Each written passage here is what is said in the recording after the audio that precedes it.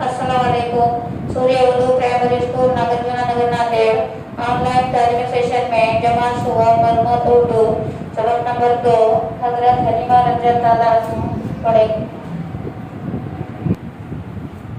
प्यारे बच्चों, सबक नंबर 2 हजरत हलीमा रज़ियल्लाहु हम पढ़ रहे हैं। आप अपने किताबों में गौर से देखिए। अरब के लोग अपने छोटे बच्चों को परवरिश के लिए देहातों में रहने वाले बद्दुओं के घर भेज दिया करते थे। बद्दू औरतें इन बच्चों को दूध पिलाती और इनकी देखभाल करती थी। गरीब औरतों के लिए रोजी कमाने का ये एक जरिया था। बीबी हलीमा रज़ियल्लाहु अन्हा भी बच्चों को दूध पिलाने का काम करती थी। वो हमारे प्यारे रसूल हजरत मोहम्मद सल्लल्लाहु अलैहि वसल्लम की दाया थी।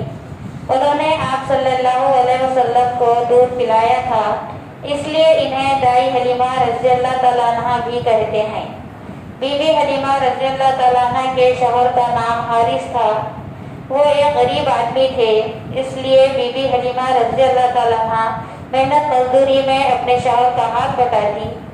एक मर्तबा बीबी हलीमा रज़ियल्लाहु अन्हा के गांव की चंद औरतें दूध पीने वाले बच्चों की तलाश में मक्का पहुंची। बीबी हलीमा रज़ियल्लाहु अन्हा भी अपने छोटे बच्चे और शौहर के साथ इस काफिले में शामिल थी। सवारी के लिए इनके पास एक कमजोर ऊँटनी थी जो काफिले में सबसे पीछे रह जाती। बड़ी मुश्किल से वो मक्का पहुंचे। हमारे रसूल सल्लल्लाहु अलैहि वसल्लम की वालिदा हजरत आमिना रज़ियल्लाहु अन्हा हुजूर सल्लल्लाहु अलैहि वसल्लम को किसी दाया के सुपुर्द करना चाहती थी, मगर जब पता चला कि आप सल्लल्लाहु अलैहि वसल्लम यतीम हैं तो औरतें आप सल्लल्लाहु अलैहि वसल्लम को लेने से इनकार कर देती। बीबी हलीमा रज़ियल्लाहु अन्हा कमजोर और गरीब थी, इस वजह से मक्का की किसी खातून ने अपने बच्चे को दूध पिलाने के लिए उनके हवाले नहीं किया। बीबी हलीमा रज़ियल्लाहु अन्हा भी खाली हाथ लौटना नहीं चाहती थी। उन्होंने अपने शौहर से कहा कि हम इस यतीम बच्चे को ही ले जाएंगे।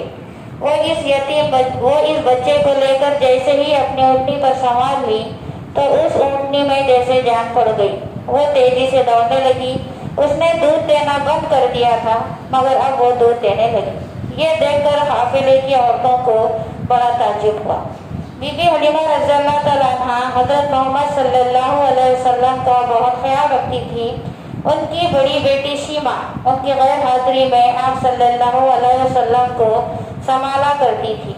4-5 बरस की उम्र में बीबी हलीमा रज़ियल्लाहु अन्हा ने हजरत मोहम्मद सल्लल्लाहु अलैहि वसल्लम को उनकी वालिदा के पास लौटा दिया। अब आप सल्लल्लाहु अलैहि वसल्लम अपनी वालिदा के साथ रहने लगे। जब 6 बरस के हुए तो आप सल्लल्लाहु अलैहि वसल्लम की वालिदा हजरत आमिना रज़ियल्लाहु अन्हा का इंतकाल हो गया। फिर दादा और चचा ने आप सल्लल्लाहु अलैहि वसल्लम की परवरिश की। आप सल्लल्लाहु अलैहि वसल्लम के नबी होने के चंद वर्षों बाद जब बीबी हलीमा रज़ियल्लाहु अन्हा की एक बहन ने उनके इंतकाल की खबर दी तो आप सल्लल्लाहु अलैहि वसल्लम की आंखों से आंसू निकल पड़े। एक जंग में जब आप सल्लल्लाहु अलैहि वसल्लम की जीत हुई तो कैदी आप सल्लल्लाहु अलैहि वसल्लम के सामने लाए गए। उनमें शीमा भी थी। आप सल्लल्लाहु अलैहि वसल्लम ने उसे पहचान लिया और आज़ाद करके बड़ी इज्जत के साथ इसके खानदान वालों के पास भेज दिया।